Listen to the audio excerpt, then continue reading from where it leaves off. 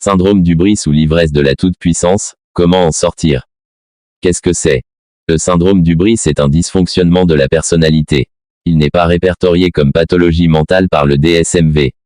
Pourtant, il peut aboutir à une véritable force destructrice ravageant celui qui en souffre et son entourage. La maladie du pouvoir. Le syndrome d'hubris est conditionné par le pouvoir. C'est à travers ce facteur qu'il se développe. Ce trouble se traduit par la démesure et l'orgueil.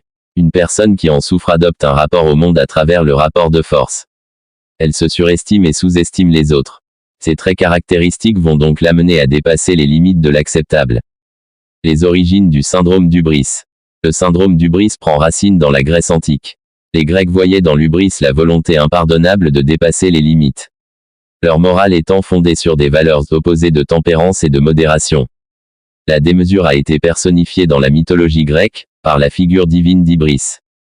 Celle-ci avait comme compagne Anédéia décrite comme impitoyable et sans pitié. De nombreuses tragédies ont mis en scène un héros subissant un châtiment pour avoir cédé à l'hubris. On peut citer le mythe d'Icare dans lequel ce dernier meurt en ayant voulu voler trop près du soleil. Au fil des siècles, le syndrome d'hubris a teinté le caractère de nombreux héros de littérature, mais aussi de personnalités historiques. On peut citer Napoléon dont l'hubris l'a conduit à surestimer sa force et mener ses troupes au-devant d'un échec inévitable face au tsar Alexandre Ier. La démesure de sa conduite lui a fait perdre son titre ainsi qu'une partie du territoire français.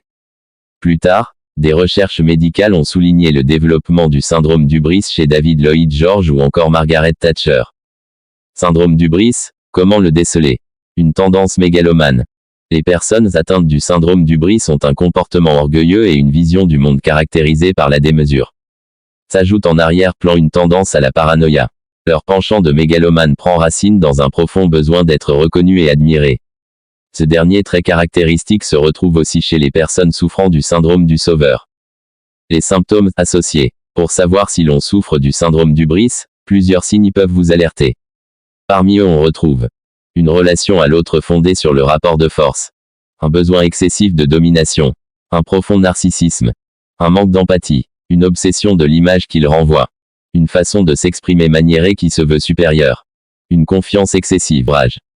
D'autant plus si celui-ci tente de la sensibiliser sur son comportement limite. La sensation de perdre pied. La personne atteinte du syndrome d'hubris a tendance à sous-estimer la préparation de ses actions. Cela vient de son impulsivité mêlée à sa confiance exacerbée en ses compétences. Lorsque les événements ne se déroulent pas comme elle l'avait prévu, elle peut perdre ses repères et se sentir submergée par la situation. Un comportement transgressif. Si elle est poussée dans ses retranchements, une personne atteinte du syndrome d'hubris peut dépasser le cadre légal. Elle n'hésitera pas à transgresser la loi, ou encore faire preuve de violence pour arriver à ses fins. N'attendez pas que la situation s'aggrave. Le syndrome d'hubris dans le couple.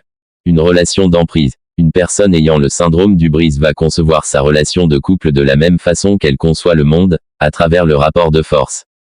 Elle va donc instaurer un lien de dominant-dominé pour asseoir son pouvoir. Ce déséquilibre crée une relation d'emprise dans laquelle la personne souffrant d'hubris va imposer sa loi.